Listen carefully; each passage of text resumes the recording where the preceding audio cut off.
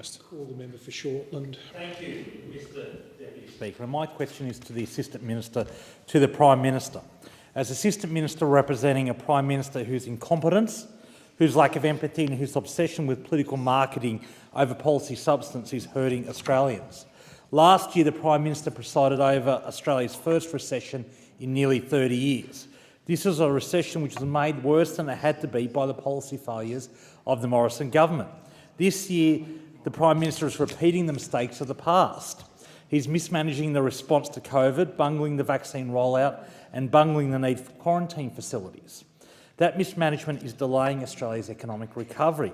It is squandering the opportunity to build back a better Australia from last year's economic and health crisis. Prime Minister Morrison is failing the Australian people. The first fundamental failure of Prime Minister Morrison is that he refuses to take responsibility. The federal government is responsible for international quarantine. It's there in the Constitution. But Prime Minister Morrison has refused to do his job and implement federal quarantine facilities.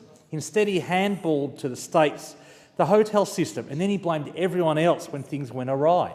The federal government is responsible for aged care regulation.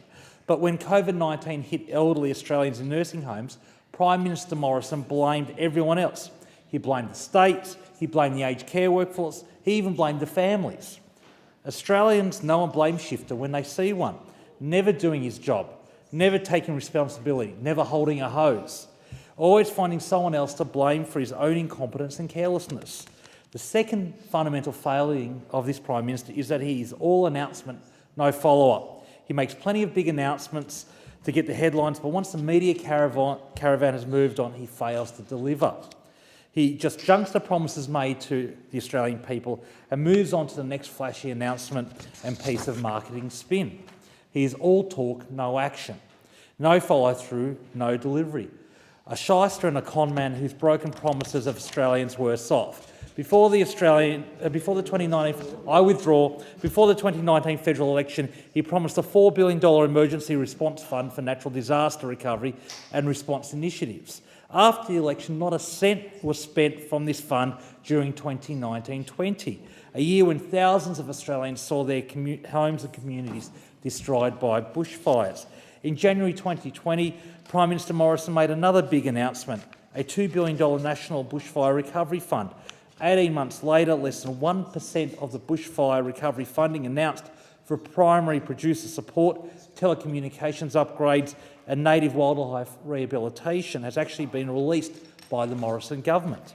The third failure of this Prime Minister is that he treats taxpayer money like Liberal Party money. Under this government, we have seen the systematic misuse of taxpayer funds for the Prime Minister's political benefit. The sports rot scandal, where the Prime Minister's office used grants that were meant for community support organisations to bankroll Liberal Party election campaigning. The Lappington Triangle deal, where the Morrison government paid nearly $30 million for land in Western Sydney that was valued at only $3 million. The rorting of the Safer Communities program, where the minister siphoned money that was meant to be used for community safety and directed it to projects designed to bolster support for the Liberal Party. No, such is this government's contempt for taxpayers' funds and their preparedness to use it for their own political gain.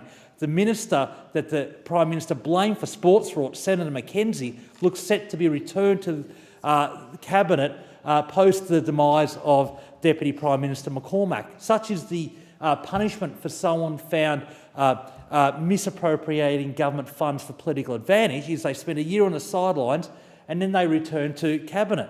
Well, that's actually a grave punishment compared to what happened to the Cabinet Minister responsible for rorting the Safer Communities program. This is a program where the proceeds of crime money, literally blood money, that's there to protect victims, was used to advance marginal seat interests. And what happened to Minister Dutton, the minister responsible for it? He gets promoted to Defence Minister.